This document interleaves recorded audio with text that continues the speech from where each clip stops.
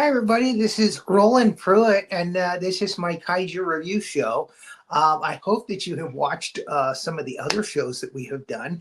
You would then know that we had started out with Toho's Kaiju films from the very beginning, 1954, Gojira, and we are reviewing, going through a timeline of photos of the entire movies that were released by Toho that have kaiju in them. We started again with Gojira, and then, we did the sequels, the Mothra, the Rodan, King Ghidorah, on up through the Showa series and into the Heisei series, and now we're in the Millennial series. We're halfway through our second season. So tonight, or this time, this show, we're going to do Godzilla versus Megaguirus. Okay, so let me bring up my cohort in crime, as we say, Professor Wallnott from England. Hello. Yes. Originally from England. Originally from England, yes. Now residing in the good old USA as a professor of cryptozoology rather, at the Miskatonic University here in Arkham, Massachusetts. Not Arkham, Gotham. No, not Arkham, Gotham. You probably get that all the time. All the time. People keep asking me, Arkham, where's the Joker? Where's the Riddler? Where's Two-Face? Yes, and I say, I have no idea what you're talking about. Go away, you crazy person. Yes, just to take the wind out of their sails. Exactly, yes. Okay, so as I explained to our viewers, we are going through all of the kaiju film from Toho. This is our first 2 seasons of the show. We may decide to do other movies that have kaiju in them, like Gamera and King Kong and stuff like that, in a 3rd season, but we haven't quite made up our minds whether we're going to do that yet. We have skipped over Gorath because it really only has a giant walrus in it for about 2 minutes, and it's more about, a meteor coming towards Earth than it is about kaiju. I may come back and do it later just for the hell of it. But for now, we're focused on the Toho kaiju films, the original. And again, we're halfway through the 2nd season now. We're about to get through all of the Toho films. We're going to be doing some of the Monarch Godzilla movies and such. So, but this show, we're doing Godzilla versus Megaguirus, which is, my feeling is that Toho kind of said, you know what, Mothra might not be the most ominous creature to fight Godzilla. It's just a giant moth. Let's come up with something a little spookier, a little creepier. And they came up with a giant mosquito. That's basically it. I mean, in some places it looks like a dragonfly, but let's face it, it sticks him and sucks him like a tick. It's a giant mosquito is what it is. Very, very unpleasant sort of insect-looking thing, and not. Yeah. Well, and a lot of people are concerned about the fact that well, wait a minute. If it was a dragonfly, then it would have this stage and this stage and this stage. If it was a mosquito, it would have this stage. But wait a minute. It starts out it's kind of a starts as an egg, it's and then like a cicada. It comes out of its shell and becomes another dragonfly, and it eats people. And then it goes and sucks on Godzilla's life force. And then it goes back to like a queen bee kind of Megaguirus. Then it gives Godzilla's life force to it, and that becomes Megaguirus. And the reason for this, it's kind of like the Marvel universe. Basically, they said, well, it came from a wormhole, so we don't know what dimension it came from. It could have any powers, whatever. And most people are like, well, come on, man, give us some credit. Right. So, exactly. There it is. That's their story. They're sticking to it. And this is Godzilla versus Megaguirus. Let's get into our timeline so you guys can see some great pictures from the movie. It is a Toho film, of course, as we all know. In this film, this version, which is I watched the English version, there was a new Toho opening screen here that I wanted to share. We didn't get the usual TriStar opening on this one. I'm not sure why. Maybe TriStar didn't get it. Maybe they didn't acquire it. We start out with an old newsreel from 1954. They show the original attack that Godzilla made on Tokyo, but what they've done is they've reshot scenes of that with the new Godzilla suit, the Millennium suit. So we're in that multiverse now. And what's weird about that is here in the 60s, they moved the capital, which is called the Diet Building. I don't know why they call it the Diet Building. It's the government building in Tokyo. They moved it to Osaka. So there it is next to, and you've seen this in other Godzilla movies. King Kong versus Godzilla. King Kong climbs on top of it, that kind of thing. It's also in King Kong Escapes. But there's Osaka Castle from Godzilla Raids again, next to the Diet Building. So, and then they have some footage. It looks like mid-60s. Godzilla attacks again, and they find out he's after atomic energy. He goes to the reactors and he sucks up the energy from the reactors. He feeds on it. So they say, oh, hey, we got to stop this.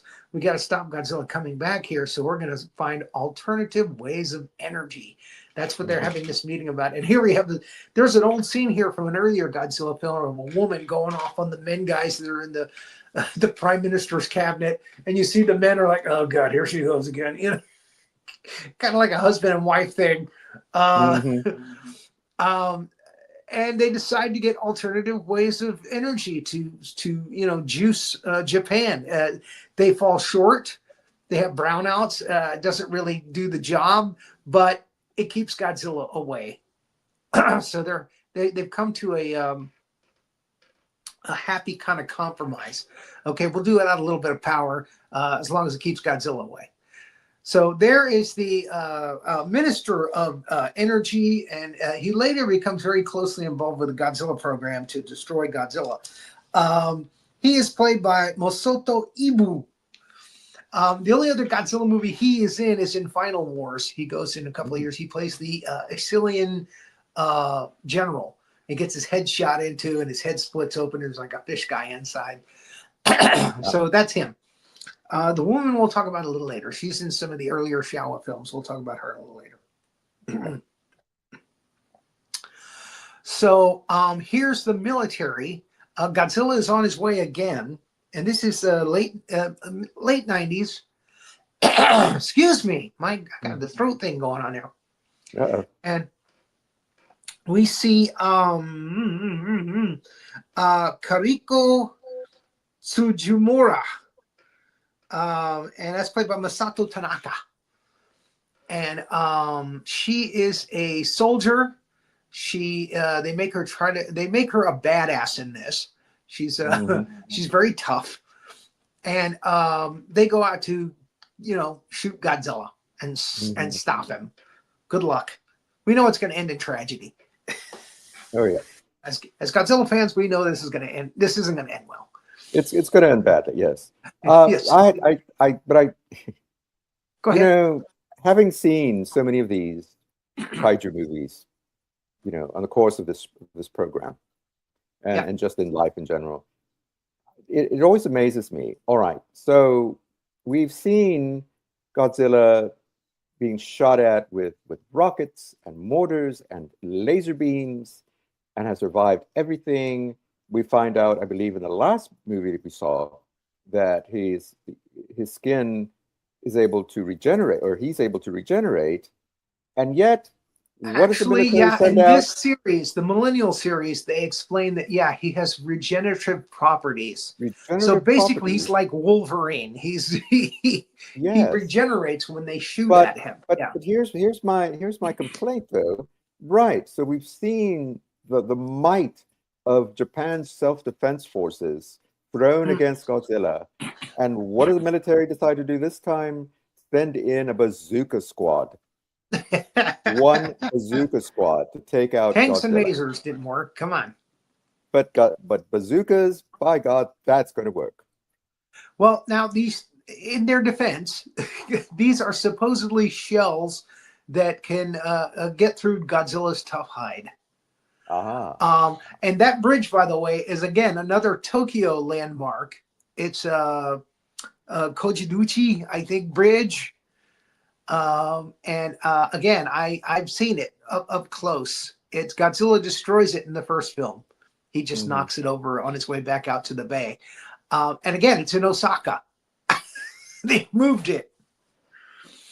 So I don't know if it was the director just being a cheeky monkey and decide, oh, let's shoot that, and people that don't know Japan won't know, but people in Japan will laugh at it. Mm-hmm. I don't know. So anyway, they're out on the street. They're shooting at Godzilla with these bazooka rounds that supposedly penetrate his skin. It looks like they're actually hurting him. But again, when you just hurt him, when you piss him off, he's just going to use his atomic, breath. He's going to just fry you all. So again, like you say, I don't know why they keep sending people out to die. I love the order that needlessly. The leader of the group here, I don't know what his rank is, I forget, but he's like, shoot at its ankles, shoot at the ankles, bring him down. He's got these giant cankles that they're shooting at, and again, he can regenerate. So let's not forget that. So yeah, she's trying to shoot one in his mouth, which they've done before, and it's hurt him. But he's saying shoot at the ankles. So Godzilla rounds the corner. There they are. They're trying to shoot at him. He gets pissed off. He knocks the building next to them, and the building pieces come down. The military commander knocks her out of the way. She's trying to take a shot, and then he gets crumpled by the building stuff that's falling down. And he dies. His boots are out there, hanging out there like the Wicked Witch of the East. I expect her to take the boots off, and the yellow and red and white socks curl up underneath there. There he is. Click your heels 3 times, and you can go home. No. So yeah, he pushes her out of the way, and he gets killed. So now she does something very strange in the next scene. She takes his dog tags and she keeps them. She doesn't give them to his family or to his widow. She just decides, I'm going to keep these, and it's going to, feed my revenge. And she does a William Shatner there. Khan! Godzilla! Not like the guy at the end of 2000, which is even more like, anyway, but we get the opening title, Godzilla versus Megaguirus. Dun, dun, dun. Dun, dun, dun, dun, dun. Also, I got to say, the music for this film is really good. It's not Akira Ifukube. It's not Marosato. Give me 1 second. I'll pull it up here. I should have written this down. All cast and crew, composer, Mochiro Oshima. Very good music they did. They did this one, and then they did Godzilla against Mechagodzilla, and then the follow-up film, which is Godzilla Tokyo SOS, which I believe those two films were shot together, which was very popular at the time. They would shoot 2 movies, and they would split the footage into 2 different films. And again, those 2 movies are each an hour and a half exactly, almost. So that kind of supports my theory. But anyway, very good music in those. They actually came up with their own Godzilla theme. Da na na na na na, da na na na na na, and other themes too that came out that were very entertaining to listen to. And it's a nice alternative to Akira Ifukube, Marosato, and the others. All right, so now we come into present day, and this is an area of Tokyo, and we see Kariko and another guy from the Godzilla force go into Hajime Kudo's shop, where he is entertaining children. He's got a little bowl that he puts down on the table, and when he pulls it up, there's like a little meal made already. And she points out that he's using trickery. He's got a little microwave in the helmet and the hat, and then he's using little robots to put the food together. So he's like, oh, geez. And the kids are like, man, see, I told you it was a phony. And they leave. They just ditch out. He's like, oh, man, that's all my business you just took away. Thanks. And they said, we need you. We need you to use your nanotechnology for the Godzilla program called G-Force, something like that. G-Grasp or something.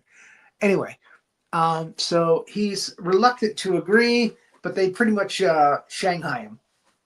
Mm-hmm. And they take him to the program.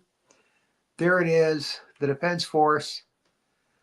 And inside, he look at this guy here, this character actor. That poor guy is overacting his little ass off. Look at him. Like, I'm only in this one scene, so I'm going to make the best movie. of it. That's it. That's all he gets to do in this film, this poor guy, and that's a bad God, he's going to make the best of it. So they go inside, and he sees the war room there, the control room, very impressive, and his old teacher comes out. She's the one that recommended him. And there she is. And if you don't recognize that actress, if you look over to your right, you will see her.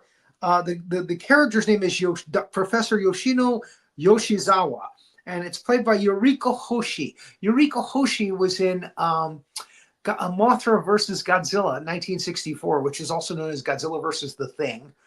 And she was also in Ghidorah, the three-headed monster, the next movie. So if you go to the next slide, you'll see a picture of her from Ghidorah, the three-headed monster. And there's the Minister of Defense. And there she is with the lovely Akiko Wakabayashi. Oh, my goodness. Mm-hmm. Always had a thing for her. Anyway, sometimes she plays a bad girl. Mm-hmm. But there she's playing the princess. Anyway, I digress. So she goes through, the professor goes through a flashback, not unlike what I'm going through right now, where she sees the tragedy of Godzilla attacking a building she is working in with her team, and the team is killed. And, you know, it's a very painful memory for her. And that pretty much fuels her character's revenge for getting Godzilla. Not unlike Kariko's revenge for wanting to get Godzilla. So she tells her young student there, I want you to join our program. We have created a G-force that's going to open up a wormhole and suck Godzilla up into it, and then we will be rid of Godzilla forever. And he goes, that's a great idea. I'm on board. Wait, these are the nice, and they show him some nice antiquated 3D effects.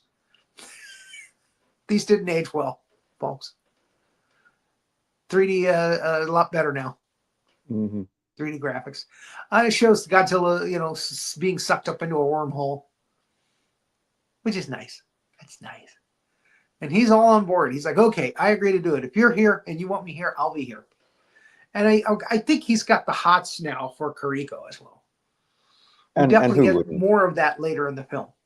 I mean, she's very cute. So yes, who wouldn't? You know, he's a young man. She's cute in a kind of a tough, I'll throw you against the wall kind of way.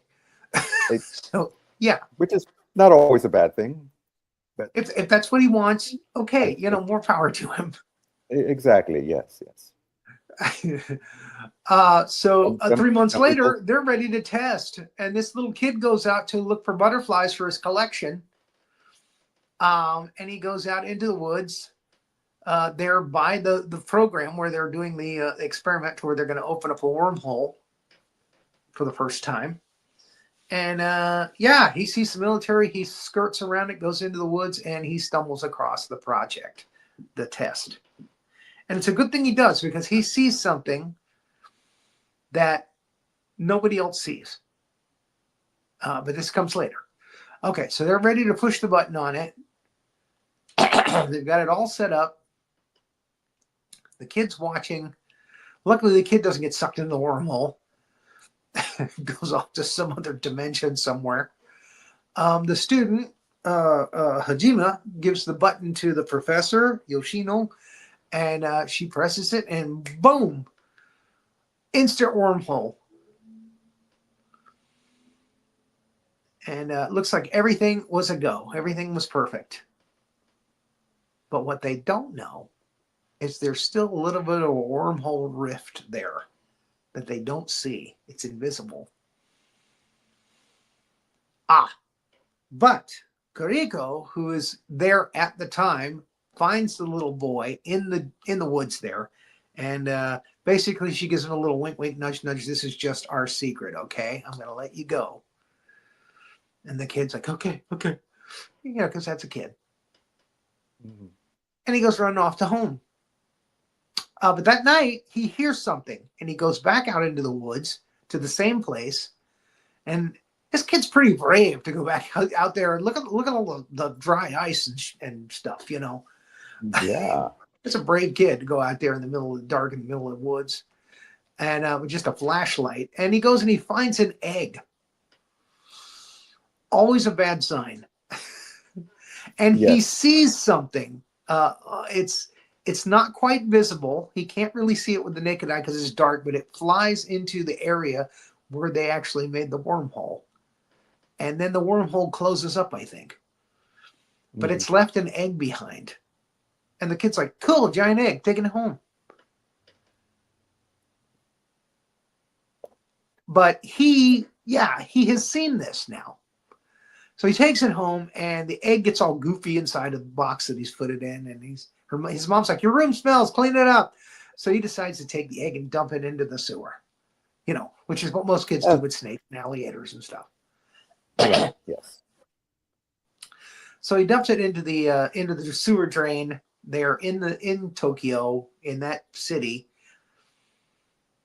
and leaves it. Now,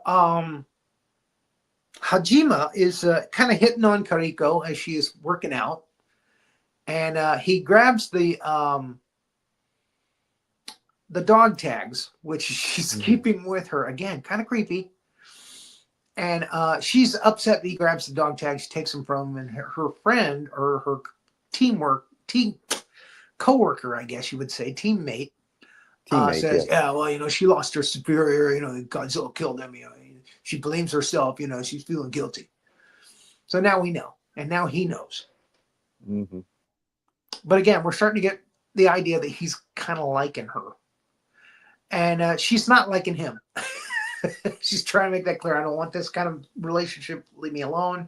And then she shows him a weapon that's going to help her to track Godzilla.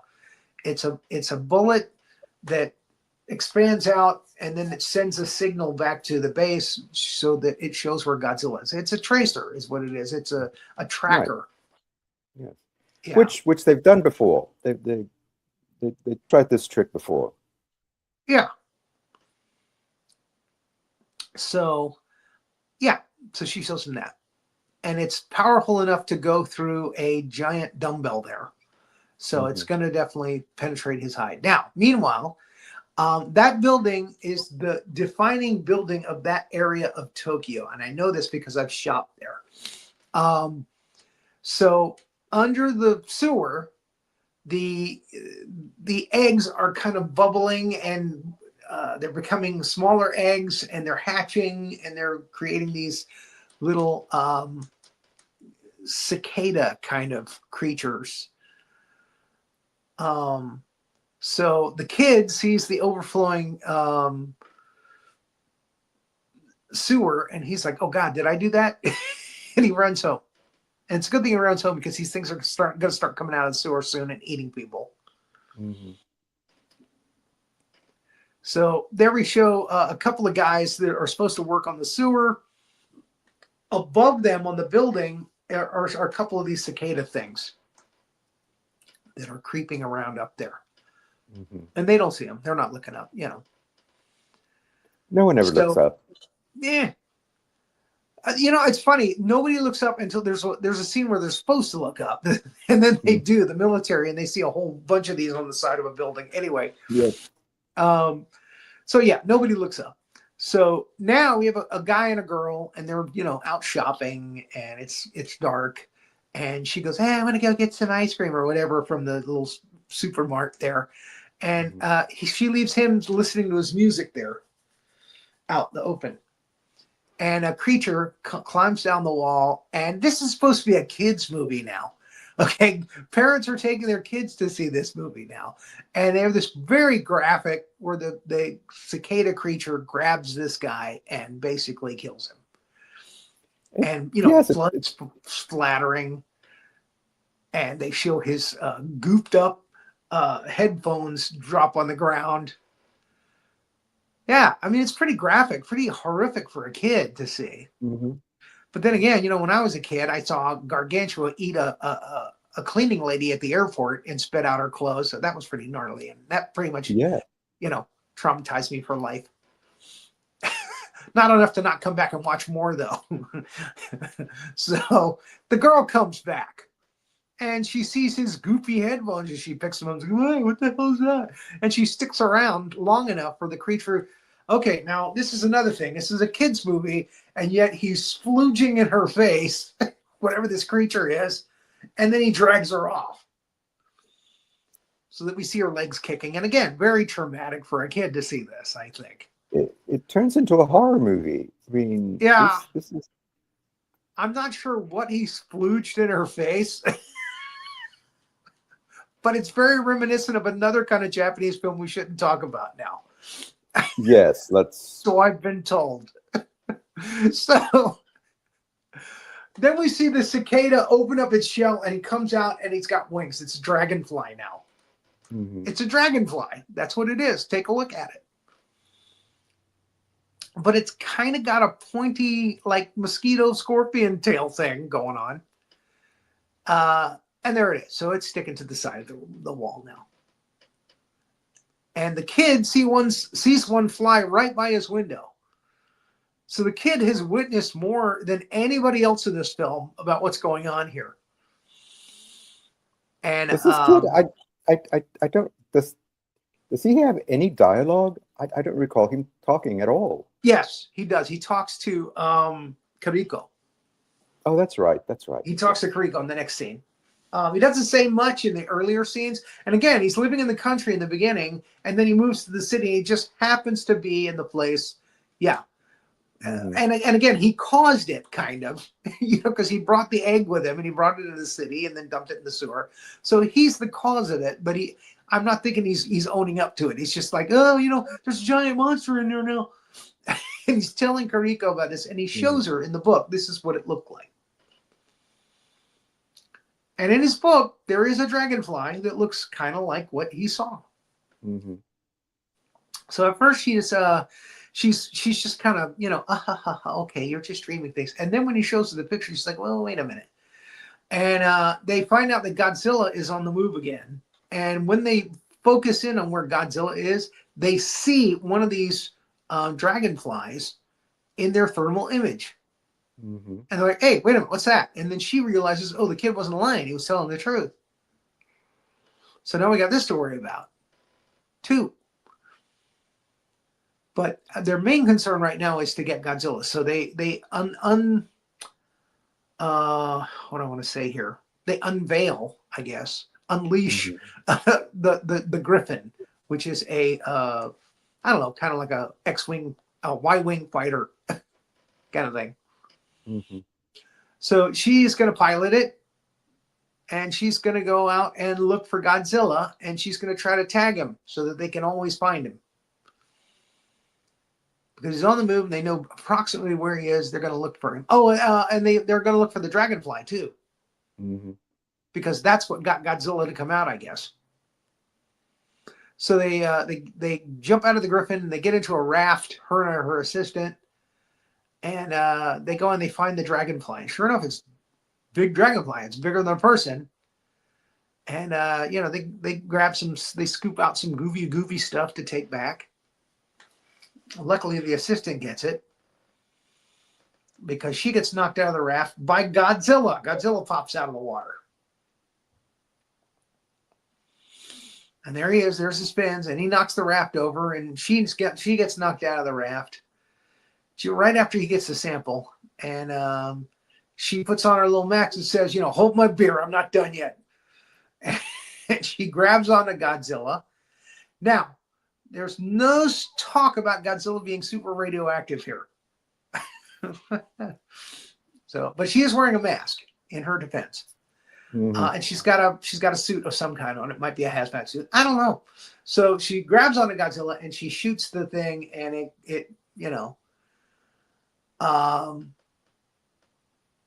it shoots the little thing in there, and it's working. We see the red light come on. It's working. She watches Godzilla swim off. I got you now, you bastard. I have to say that this scene really impressed me, just effects-wise, of how her climbing on, because you see those scenes of her, you see him or you see her, and you see Godzilla's head, and how they're moving around, and it's all very very well done. Now, I I'm have to guessing say. some of that was done with CGI, but there was a practical effect Godzilla side for her to grab onto. That's pretty evident. Oh yeah, yeah. So they made some build Godzilla scales that she can climb around on. That's kind of cool. Yeah, it reminded me a bit of this sort of a bit of a Captain Ahab Moby Dick moment. There it is. She got a peg leg. From hell's heart I stab at thee. Anyway. All right, Con. So what do we got here? The SGS, the Search Godzilla system, the little sort of mini sub. Because it's a little miniature thing that's sent to follow him, basically. Right, like a little underwater drone sort of thing. It's an underwater drone, is what it is, and that's pretty cool because this is year 2000. When drone technology was in its infancy. So, I think. Yeah. So now they shoot what they're supposed to do is to make a cannon on a satellite in space, and that's what they're shooting off here. They shoot the satellite up, and it's the dimensional tide, they call it, and it's used for opening up wormholes that will suck up kaiju. I like the dimension tide black hole gun, and I immediately thinking black hole gun. Anyway, black hole gun. It's not half a gun; it's the whole gun. That's right. Anyway, excuse me. So now they're showing the sample of gooey stuff from the Megaguirus to a scientist. This scientist is played by Katsuo Nakamura, who also had small roles in Godzilla MKG and Godzilla against Mechagodzilla.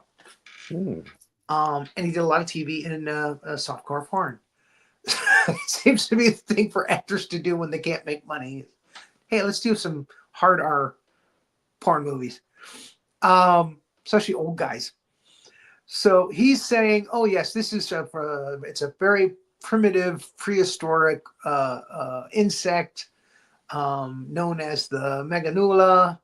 Meganeuron is the next stage, and then of course we're going to get Megaguirus at the end of the movie. So yeah, so these are the Meganula,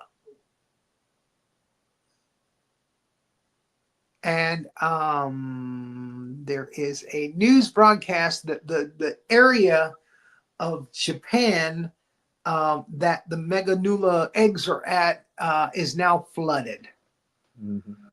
Evidently, for some reason, these sewers are completely flooded, and there are people trying to get out of the area by boat. It's completely flooded. It's underwater. So they're helping people get out there, and Hajima goes out there with another one of those little drones. They're gonna go check out and see what they can see underneath the water, to see what it is they're dealing with. And sure enough, they see the eggs, and they're multiplying and hatching into these small Meganula. And that's what the scientist is telling them back at the base, and that's what they're looking at. And Kariko looks disturbed. They find Godzilla. He's lying off of Ogasawara Island. Now, this is actually kind of a nod to the Showa series, because Ogasawara Island was Monster Land in Destroy All Monsters. So what they're planning to do now is, now that they found him, they're going to lure him to Ogasawara Island, and that's where they're going to use the dimensional tide to suck him into the black hole. That's the plan. What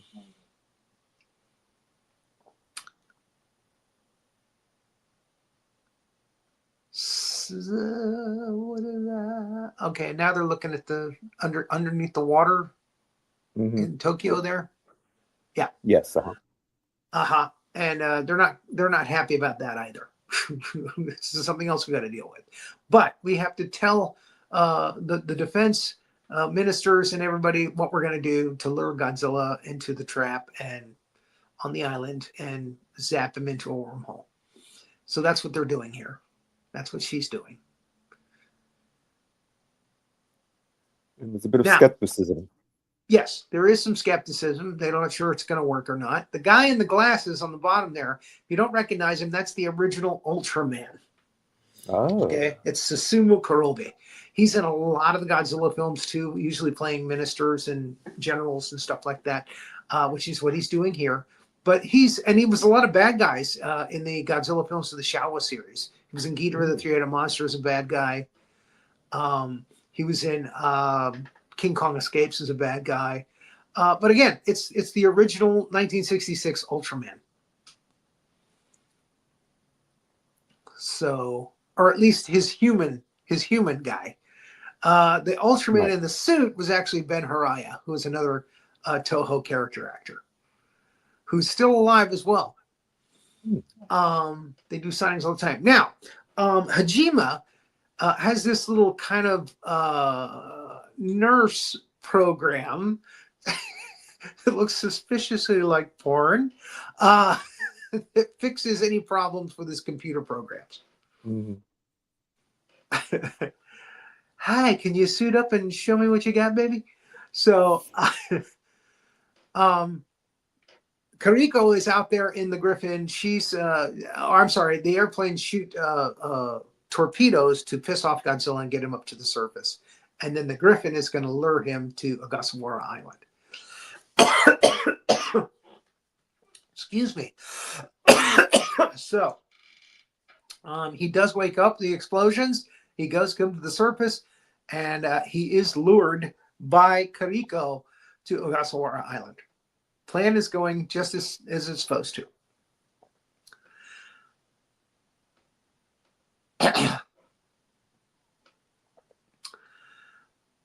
So everybody's happy. Oh, good. The plan's going as it's supposed to. Here he comes. Get ready to shoot the dimensional tide. Meanwhile, back in the city in Tokyo, the military is having to clean up and move people. And these guys look up on a building and see all these Meganula on the side of the building. Duh! How would you feel? That's a Hitchcock movie right there. That's, yes. Again, we're in horror movie territory here. It's just terrifying. So what do? They blast the hell out of them. They shoot them. That's what they do. And of course, that just gets them to start taking flight. So it's lucky these guys were just pulled out of the boat and flown off somewhere. Mm. So yeah, they fly off. These that now they're dragonflies, Meganeuron. Mm-hmm. They're flying off, and where do they fly to? Well, to Godzilla, of course. Of course. Where else would they fly? They are immediately attracted to Godzilla where he's at. So they are about to shoot the dimensional tide.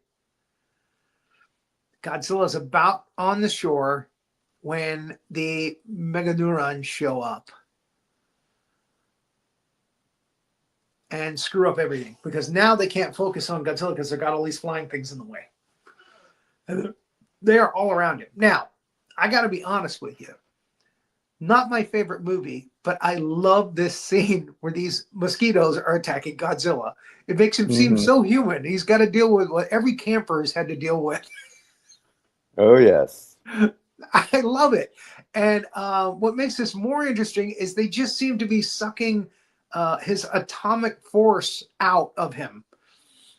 They stick their little needles in him. They're able to penetrate his skin, and they're doing it all over his body, his feet, his face, his back, his knees, and they're sucking out his life force, the atomic force that's in him. And he is going nuts. He's just going crazy, like a cow. He's whipping his tail around. He's banging his sides into the walls, into the mountains here. This is a great scene. I really, really like this scene. And of course, when Godzilla gets up against the wall, he's going to fire off his atomic breath, which he does here. And he takes out a lot of them. And again, what's really cool is his back lights up, and there's a whole bunch of them stuck to his back, and they just fry when his back lights up. Mm-hmm. So it's just really well done. This whole thing. It's one of my favorite Godzilla scenes in all the movies. I just love this scene. And there he is taking out about half of them, if not more. Mm-hmm. And when he does that, he doesn't realize it, but he's opened up the view for the dimensional tide to get him.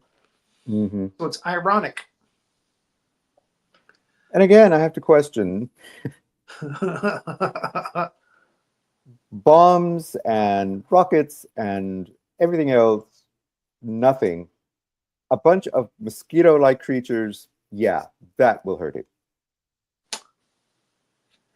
Again, they're all around him. They're flying all around him like vampire bats. Yes, yeah. And again, their stingers evidently can penetrate his hide somehow because again, they're Exactly, kaiju. yes. So yeah, it's more of an annoyance than anything else. And it's like you've got gnats flying all around you and you're swiping at them, you know. You know. Oh yeah. They might not even be hurting him all that much. It's just annoying. So he's trying to kill him, he's trying to slap him, and then finally he uses atomic breath. Mm-hmm. So now they can get a lock on him because there's only a few of them flying around now. So they get a lock on him and they fire the dimensional tide. And he looks up just in time to see the wormhole being created. And I guess that's smart. He's a smart kaiju because he realizes, I better get my ass under a rock here. So it hits him, and they think, oh, great, Godzilla's gone now. He's gone into a wormhole, and he's killed most of these mosquito things, these dragonfly things. So everything's better. And then Godzilla pops out. He was hiding under a rock. Da na na na na na. And Kariko's like, grrr! I almost had him. And unfortunately, they fire the dimensional tide. It heats up, and it takes a long time for it to reset itself. Mm-hmm. So they can't fire it again. It's going to be like an hour before they can fire it again, and he's going to be gone. Mm-hmm. So they're not happy about that. Kariko and Godzilla look at each other. I'll get you. I'll get you. Yeah, try. Ha ha ha. And he just walks away. Now I'm surprised he didn't destroy the griffin before he walked away, but there it is. Now we have a scene of the Prime Minister. It's kind of a cliche, actually. Him, looking at the chessboard and then throwing all the pieces off to the side. He's upset because we're going to find out later that he actually has a nuclear reactor hidden below a building in Osaka. And that's why Godzilla's coming back. And at the risk of killing more and more people. So anyway, we'll get to that when we get to that. The Megaguirus come back. They dive into the water, and they give that Godzilla life force to their queen Megaguirus. And she accepts that. And they die. Once they give that to her, that's it. They're dead. They float to the surface. Mm-hmm. So this is actually an interesting scene, special effects wise, and how it's executed. I kind of like it too. Yeah. Yes, the effects in this movie are really, they're very good. Yeah. And yeah, it's very much like worker bees. Yeah. Dying once they feed the queen. So yeah, they feed her that Godzilla juice, and that's it. She's going to be a super Megaguirus now. He has decided he's going to send the drone back in again, Hajime. And so he's getting ready to send it back out there to see what's going on under the water. And Megaguirus rises. And they see her, and they freak out. And she goes to the top of that building that's so recognizable there. It's 109, I think, is the building. It's a big shopping department store there in Japan.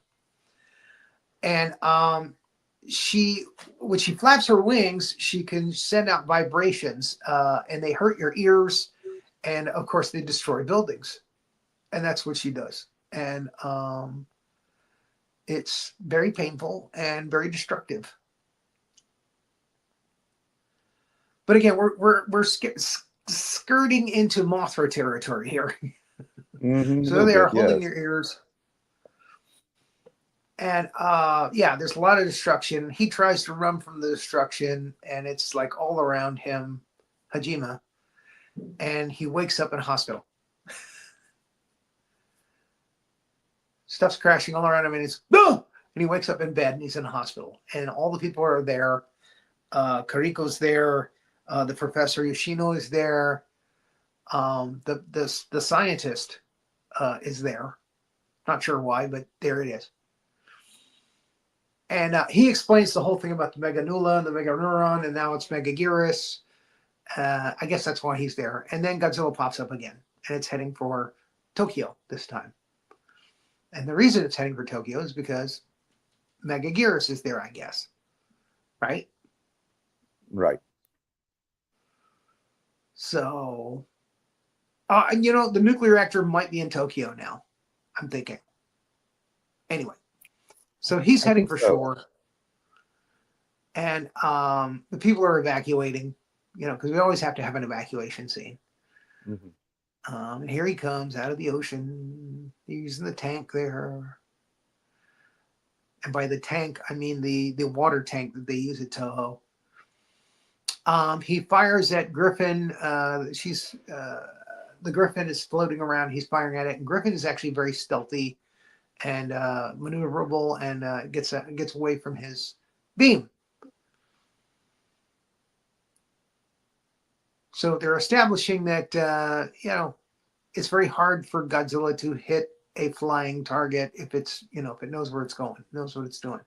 They're doing this because Megaguirus shows up, flies right over the Griffin, and yeah. Now comes the big fight at the end of the movie, which lasts about 30 minutes. Mm-hmm. Megaguirus attacks Godzilla, knocks him over a few times, because usually when Godzilla fights something, it knocks him over a few times, so you get your sympathy towards Godzilla. And then he kicks her ass, basically. So yeah, knocks him over. And he doesn't like being knocked over, Godzilla. Not happy. Most of the action takes place in this area. So they've created one little small kind of city area. And it's very open, actually. There's a couple of buildings on either side, but it's very open. Now, I thought Megaguirus was going to pick up this Ferris wheel, which they did in the Mothra movies, and drop it on Godzilla, but it didn't do it. Again, it's just establishing that Godzilla can't really hit it with his beam. It's not that easy. Megaguirus is very maneuverable when it flies. Megaguirus starts to do the thing with the vibration again, and it's the reason that they're having trouble with the dimensional tide now and with other electrical things. And the Griffin actually goes down on top of a building because the power goes wonky. And again, dimensional tide won't shoot. And they're like, hey, something's wrong. What's going on? We're getting an error message. Godzilla, again, fires at Megaguirus, but hits a building because Megaguirus dodges out of the way.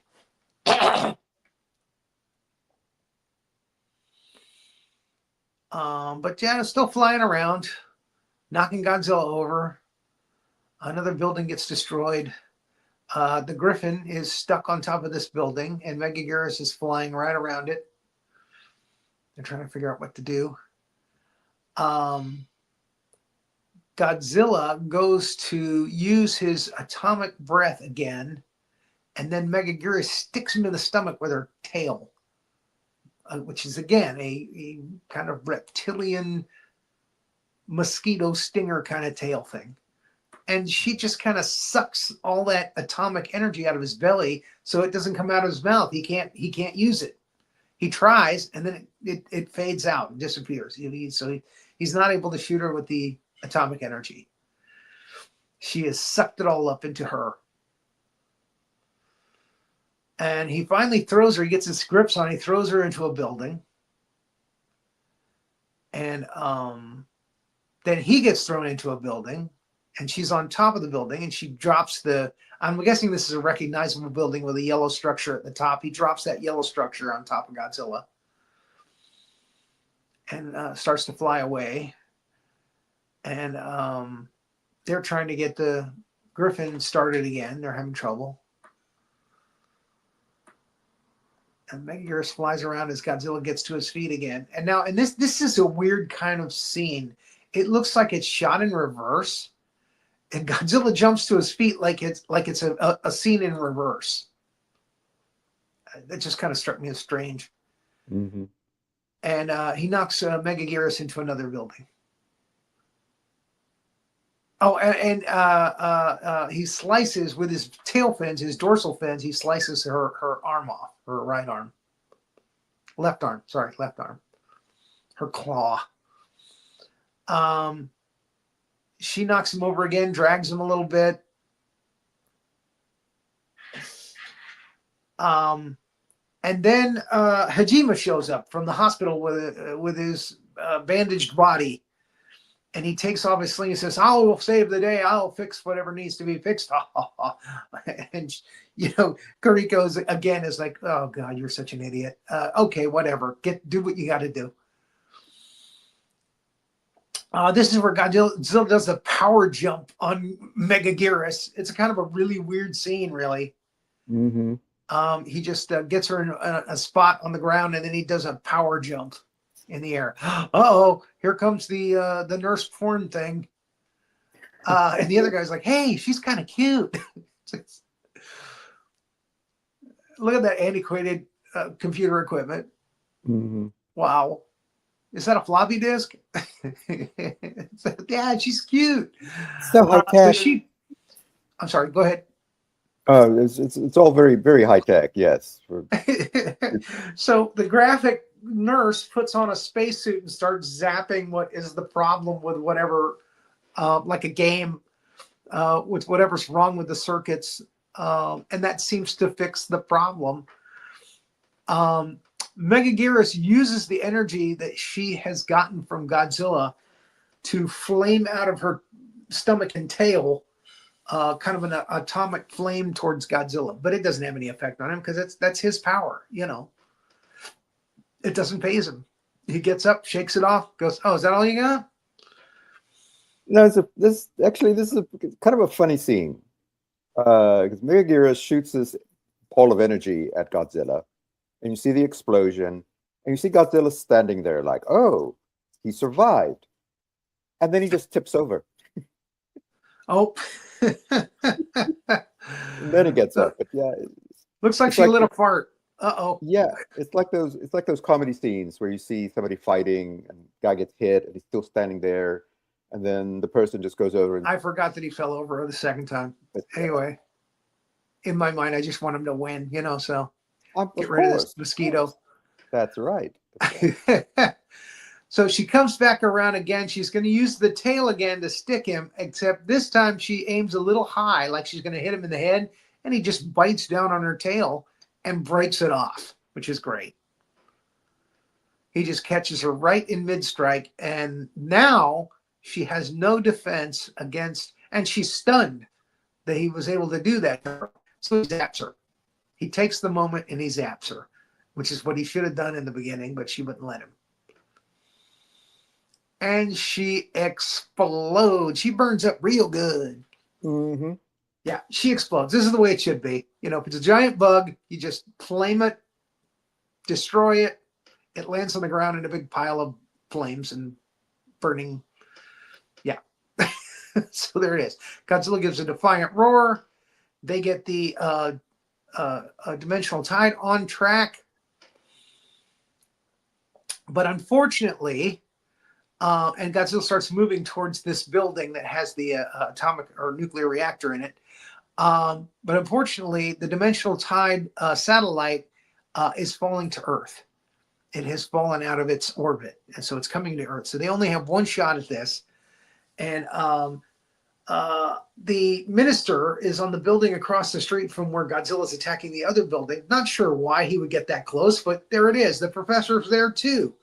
And then the Griffin lands, and Kuriko goes over to him, and they ask him, why is Godzilla attacking that building? Is there a nuclear reactor in there? And he has to admit, yeah, I took a call. I took it, yes, we have a nuclear reactor because all of the other power was not enough for Tokyo.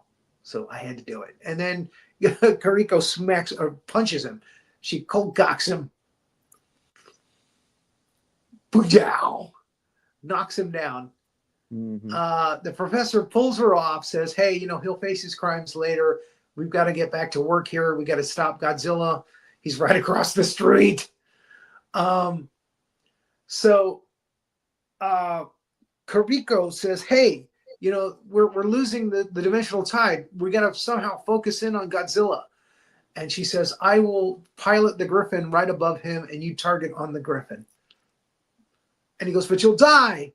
And he likes her. He doesn't want her to die. And she goes, you just do what I tell you to do, okay? We gotta stop Godzilla. So that's what she does. And they're able to get a lock on. As it is burning up in the Earth's atmosphere, it fires. She ejects. We don't see it here, but she ejects, which is smart. The dimensional tide hits. She's looking at the dog tags. And supposedly Godzilla is sucked up into the wormhole this time. But don't hold your breath. He evaded it one time. And again, there'd be no more Godzilla movies, right? Oh, that's right. They'll just start a new universe and new Godzilla. He fires in one defiant move. He fires his atomic breath up at the actual dimensional tide. But it causes like this nuclear meltdown there. And again, how the others got away from being incinerated, I don't know. Exactly. That's a big plot hole for me. Yes. They were right across the street a few seconds ago. and to the best of my knowledge, they didn't hop in the Griffin with her. He's yelling, hey, are you okay? Did you eject? Are you okay? And she comes out of the water, of course. She landed in a swimming pool or something. The dimensional tide has made a nice, just big crater there in that Tokyo area. But he's happy because his girl is alive. Yes. This reminds me of the beginning of the anime Akira, where there's this blast and all that's left is this giant crater. Oh, okay. So he's very happy that she's still alive. She makes one look out. She takes one look out against the damage that's been done, and she's like, "Okay, well, Godzilla's gone. So there it is. We did our job." And she looks lovely with her hair down. Yeah, very nice. Not so tough. He goes back to his shop. A woman on the TV says they feel that seismic activity might be Godzilla moving underground. And he's like, oh, great. And then she shows up at his shop, basically saying, look, Godzilla might still be out there. We need you. So it's a happy ending. We get to work together again, huh? And that is the end of the movie. So that's Godzilla versus Megaguirus, folks. And for what it's worth, again, it's got some good special effects. Not one of my favorites, but it's got some good special effects. Good music. Oh, you didn't. You missed the post-credit sequence. Oh, I did.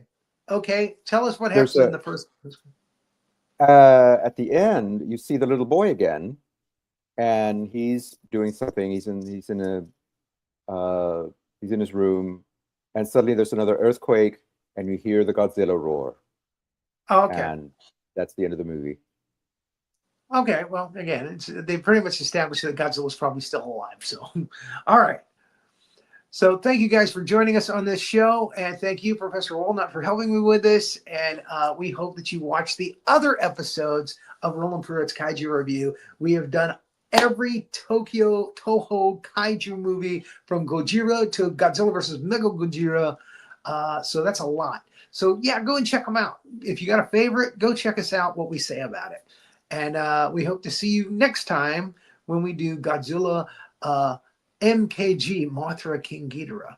And it should be Baragon Mothra King Ghidorah because Baragon is the first one in it. So, but there it is. So hopefully you'll join us for that. Take care, everybody.